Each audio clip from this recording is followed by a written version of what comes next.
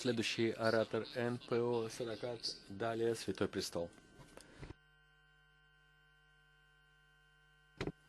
В этот раз я выступаю как бывший член террористической партии «Исламское возрождение», так как 2 года был секретарем первичной организации.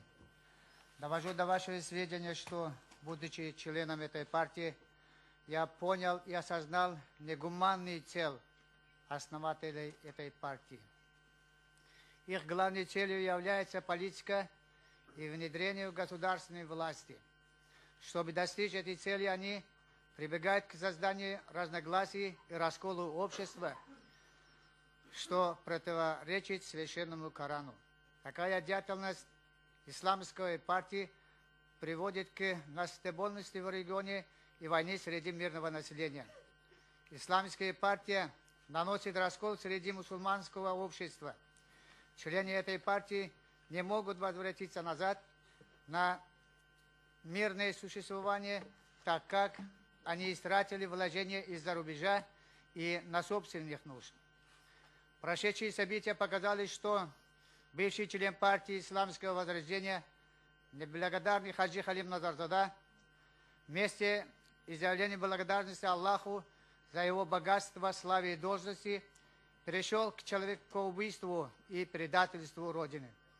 Другой член этой партии, мой земляк Шерали Фаромуз, вместе со своими семьей и детьми стали членами террористической организации ИГИЛ и находятся на территории города Мосул, Исламской Республики Ирак. Тем временем участвуют в боевых действиях данной террористической организации. Часть узбеков, живущих в нашем районе, приняли идеологию партии Исламского возрождения и в дальнейшем стали членами террористической организации «Исламское движение Узбекистана». И свыше 50 человек из них находятся на территории Исламской Республики Афганистан и участвуют в боевых действиях террористической организации.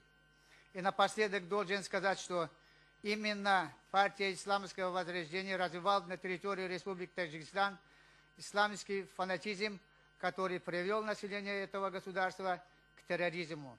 И каждая мать, чей-то сын стал сторонником террористической организации. Благодарю вас. Кажется, ваше время истекло.